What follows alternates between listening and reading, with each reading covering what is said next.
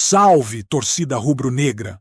O que aconteceu nos bastidores do futebol brasileiro nos últimos dias escancarou uma situação que muita gente prefere fingir que não existe. Quando os interesses apertam, o discurso muda, a régua moral é ajustada e aquilo que antes era tratado como prática normal passa a ser visto como algo absurdo. E é exatamente nesse cenário que o Flamengo voltou a ser alvo, mais uma vez, de acusações que levantam debate e dividem opiniões. O clube se movimenta no mercado, conversa, sonda, apresenta ideias e projetos, como qualquer gigante do futebol, mas quando faz isso, parece que incomoda mais do que deveria. Antes de entrar nesse tema mais pesado, vale atualizar algumas movimentações internas do clube.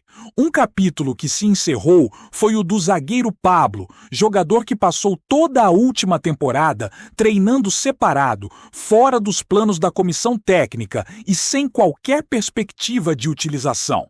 A saída já era questão de tempo e se confirmou com o acerto dele com o São Bernardo, equipe que disputa a Série B do Campeonato Brasileiro e também a Série A do Campeonato Paulista.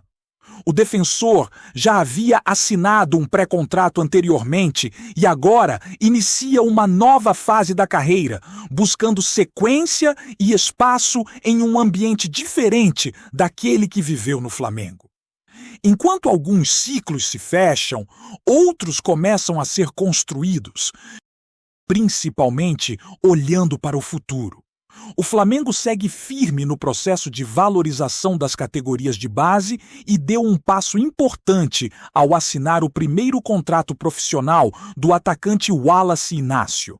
O jovem vinha se destacando internamente, chamando atenção pelo desempenho e pela evolução técnica, e entrou de vez no planejamento de médio e longo prazo do clube. O vínculo assinado vai até 2030, com multa rescisória estipulada em R$ 1 bilhão.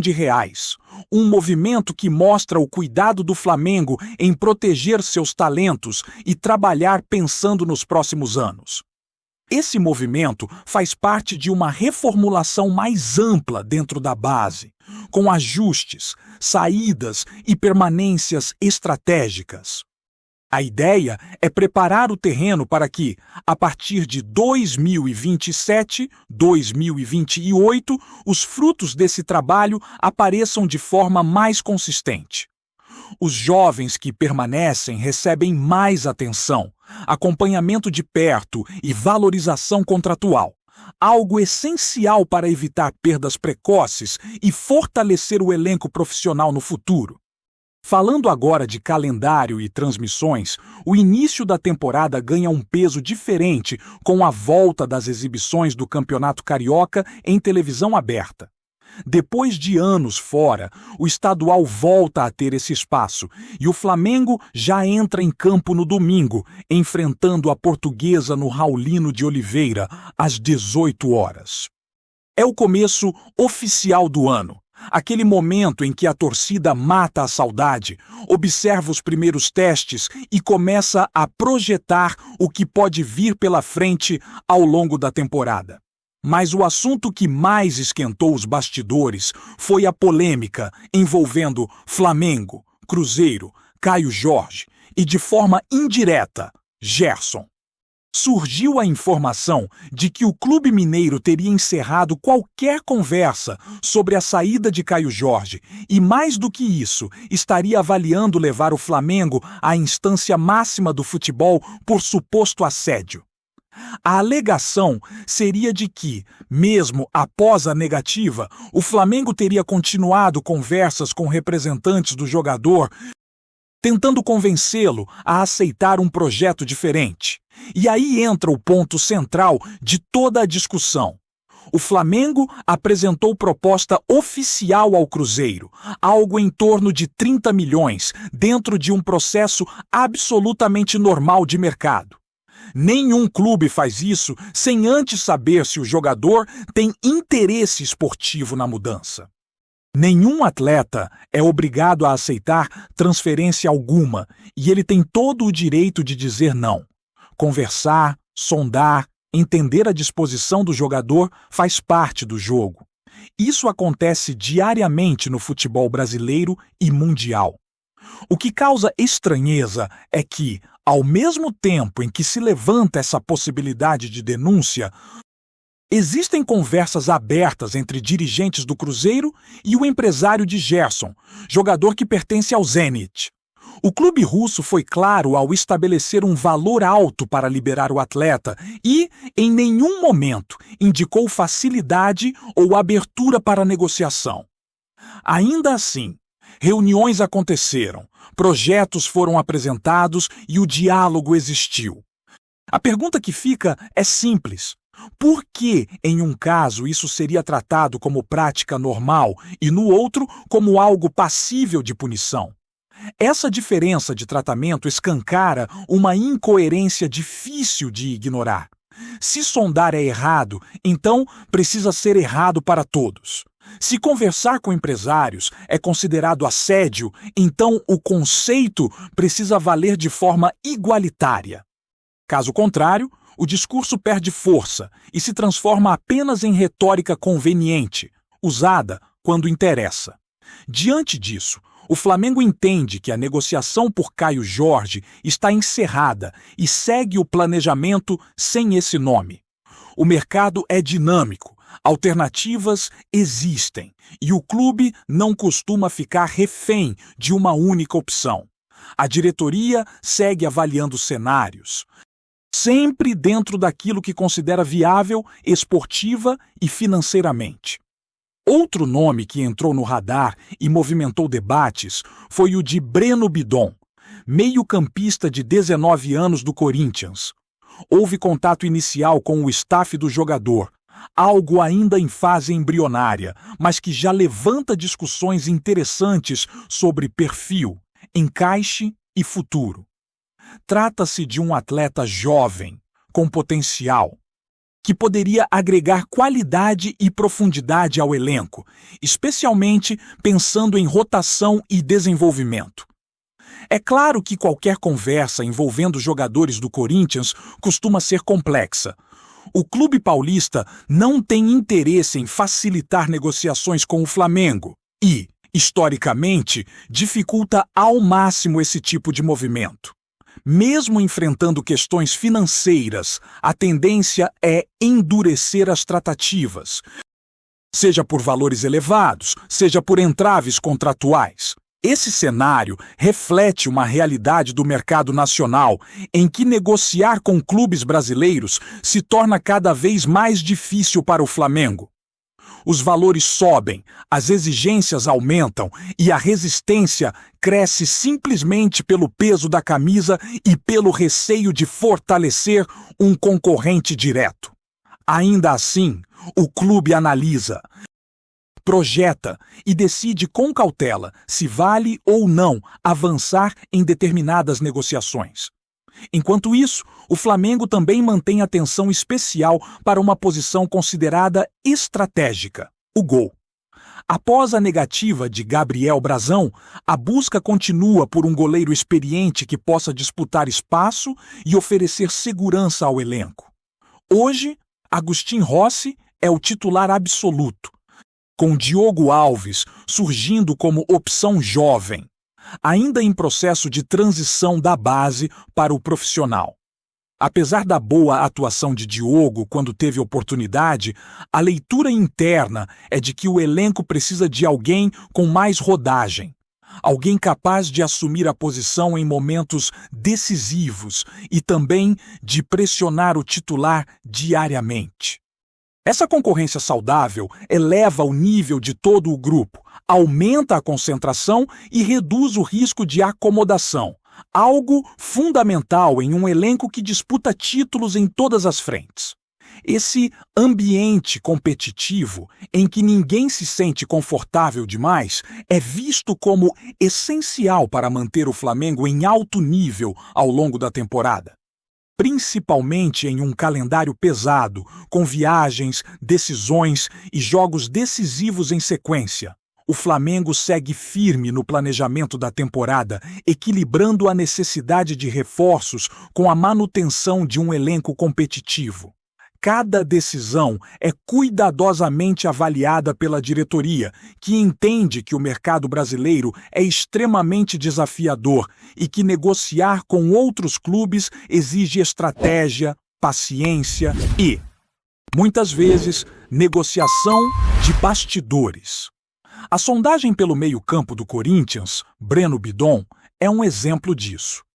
O jovem jogador de 19 anos apresenta potencial para se tornar peça importante no elenco, mas qualquer negociação com o Corinthians envolve um grau de dificuldade elevado. O clube paulista historicamente adota postura rígida, dificultando transferências diretas para o Flamengo, mesmo quando o jogador demonstra interesse em mudar de ares.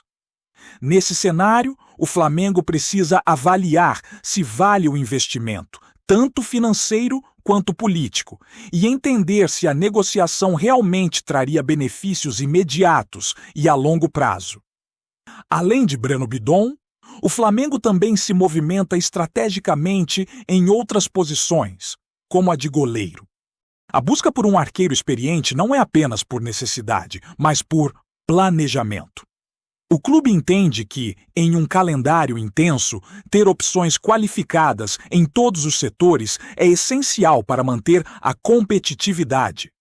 Agustin Rossi, titular absoluto, conta com a sombra de Diogo Alves, jovem que vem subindo da base.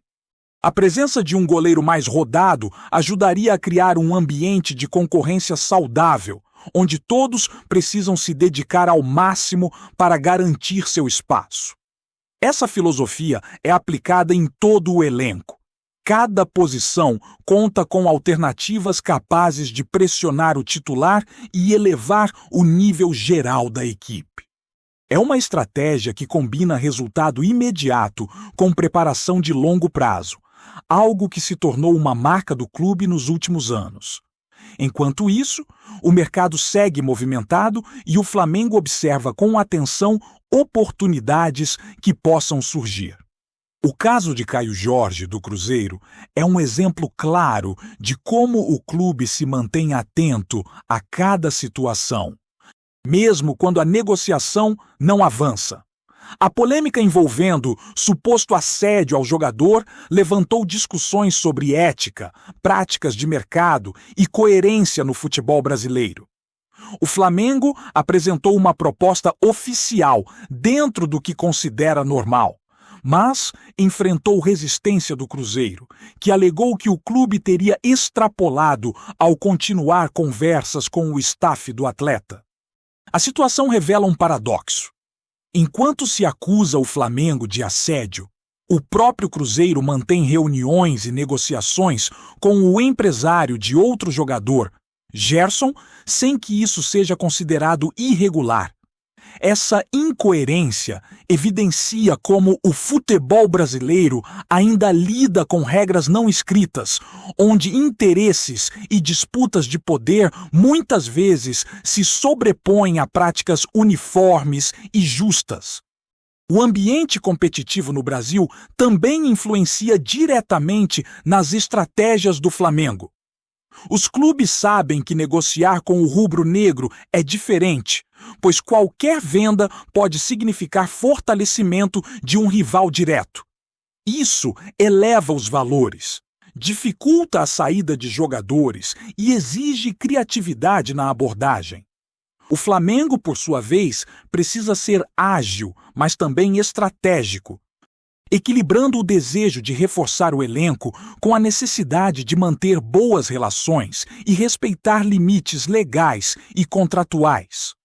Esse delicado equilíbrio é fundamental para que o clube consiga manter competitividade sem se envolver em situações que possam gerar prejuízo ou desgaste de imagem. Enquanto a diretoria cuida das negociações, o trabalho de formação segue sendo uma prioridade. Jogadores como Wallace e Inácio representam essa filosofia.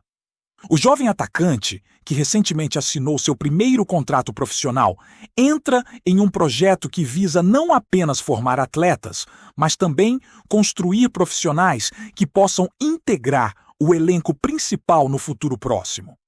O Flamengo tem consciência de que investimentos na base são fundamentais para garantir sustentabilidade esportiva e financeira.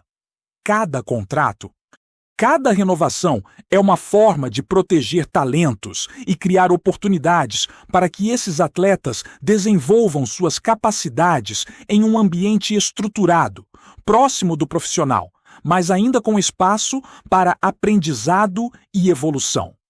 O cuidado com os jovens também se reflete no acompanhamento diário, na valorização contratual e no planejamento de carreira. A ideia é criar uma geração de jogadores que possa assumir posições de destaque no futuro, mas também gerar retorno financeiro para o clube, seja por vendas estratégicas ou pela integração ao elenco principal. Wallace Inácio e outros garotos do projeto são exemplos claros de como o Flamengo combina visão de longo prazo com resultados imediatos, preparando atletas para o futebol de alto nível e garantindo que o clube continue competitivo em todas as frentes. Enquanto isso, a torcida acompanha atentamente cada movimento. As expectativas estão altas, principalmente quando se trata de reforços e nomes que podem reforçar o elenco. Breno Bidon, por exemplo, já gera debates sobre sua capacidade de se encaixar no time e assumir uma posição estratégica, como reserva de Arrascaeta. A opinião da torcida é levada em conta de maneira indireta, pois o feedback do público ajuda a medir percepção, entusiasmo e interesse em determinados jogadores.